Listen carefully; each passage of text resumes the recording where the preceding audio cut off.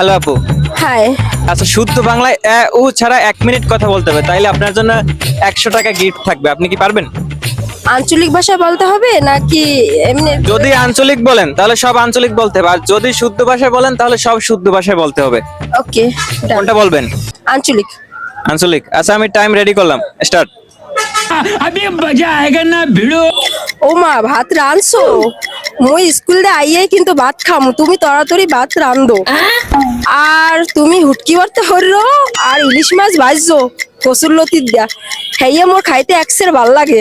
মুই অনেক পছন্দ করি, তুমি তো জানো। মগো বরিশাইল্লা ইলিশ মাছ, পদ্মা নদী ইলিশ মাছ যদি কেউ খায় হেয়ে যে কি মজা লাগে হ্যাঁ তো তুমি জানো। আজ চারটে চারটে খাইবো। আর ইলিশ মাছ তো খামু খামু, হ্যাঁ লাগে কসুরলতিও রান্ধো একটু, হ্যাঁ খামু কিন্তু। আর মগবাড়ি যদি কোনো মেহমান আয় মোরা অবশ্যই বরিশালেরা অনেক আপ্যায়ন করি, আপ্যায়নশীল। আর দ্বিতীয়ত মগবাড়ি বরিশাল, এতে আমি শেষ।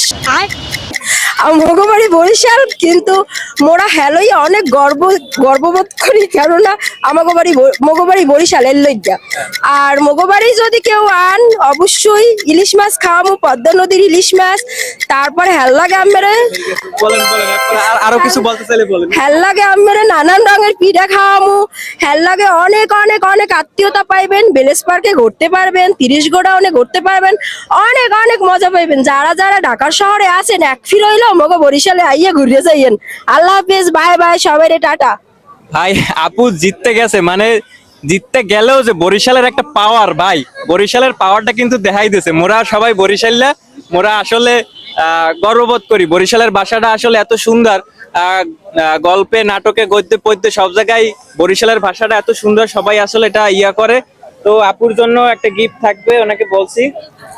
তো আপু, আপনার জন্য আপনি জিতে গেছেন 100 টাকা আপনার জন্য। Thank you. কেমন লাগছে? অনেক ভালো লাগছে। আর আপনাদের এরকমের ছোটখাটো প্রোগ্রাম ভালোই লাগে।